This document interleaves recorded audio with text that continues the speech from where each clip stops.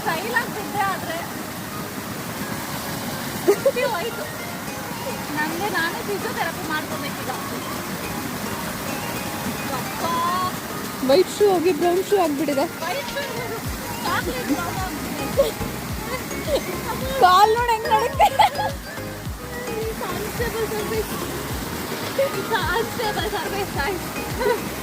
ಏನೋ ಹೇಳ್ತಾ ಇದ್ದಾಳೆ.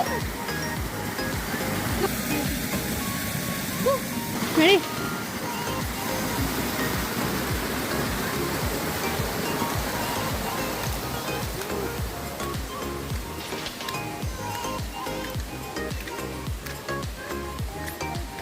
ಮಳೆ ಬಂದರೆ ಏನು ಮಾಡಬೇಕಂದ್ರೆ ಕೇವ್ ಒಳಗಡೆ ಹೋಗ್ಬಿಡ್ಬೇಕು. Okay okay. ಇವಾಗ ಬ್ಯಾಂಬೂದು ಇರುತ್ತಲ್ವ ಟ್ರೀದು, ಅದನ್ನ 4 ಸೈಡ್ ಹಿಂಗೆ ಹಾಕೊಂಡು ನಾವೇ ಕಟ್ಕೊಂಡ್ಬಿಡ್ಬೋದು. ಅದು ಮನೇನೂ ಕಟ್ಕೊಬಿಡ್ಬೋದು. ಮನೇನೂ ಕಟ್ಕೊಬೋದು, ಟೆಂಟ್ ಕಟ್ಕೋಬೋದು. ಟೆಂಟ್ ಕಟ್ಕೊಳಕ್ಕಾಗಲ್ಲ ಬಿಡು, ಬಟ್ ನ್ಯಾಚುರಲ್ ಅಂದರೆ ಮನೆಯಲ್ಲೇ ಇರೋದು ಬದಲು ಈ ಥರ ನಮ್ಗೆ ಓಪನ್ ಸ್ಪೇಸ್ ಇದ್ರೆ ಈಗೆಲ್ಲ ಇರುತ್ತಲ್ಲ ಅದನ್ನೆಲ್ಲ ಹಾಕ್ಬಿಟ್ಟು ಮಾಡ್ಕೋಬೋದಲ್ಲ. ಹಾಂ, ಎಲ್ಲ ಸಿಗುತ್ತೆ, ಊಟ ಸಿಗುತ್ತೆ, ಫ್ರೂಟ್ಸ್ ಸಿಗುತ್ತೆ, ನ್ಯಾಚುರಲ್ ಫ್ರೂಟ್ಸು. ನಿಮಗೆ ಚೇಪೆಕಾಯಿ ಸಿಗ್ತಲ್ವ ಇವಾಗ?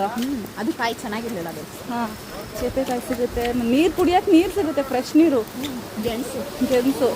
ಇನ್ನೇನು ಬೇಕು ಸರ್ವೈವ್ ಮಾಡೋಕ್ಕೆ? ಹೇಳು ಅಷ್ಟೇ. ಯಾಕೆ ಕೆಲ್ಸಕ್ಕೆ ಹೋಗ್ಬೇಕು ನಾವು? ಬಿಟ್ಬಿಡೋಣ. Smita auntie is doing chapati. She is eating and busy in the phone.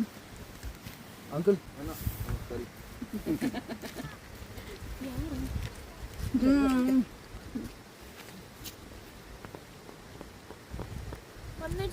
Actually, maybe dress change करा होता. अम्मा कुत्तरल देता देवा. मसाला सरे काले मलगे थोडंच चला. विचारते तिथं. Anna Lakshmi is giving chapati and rice for everybody. Selva, ಯಾರಪ್ಪ? ಸಾಪರ್ತೀನಿ. ಇಲ್ಲ ಮಾಡ್ಬೋದು.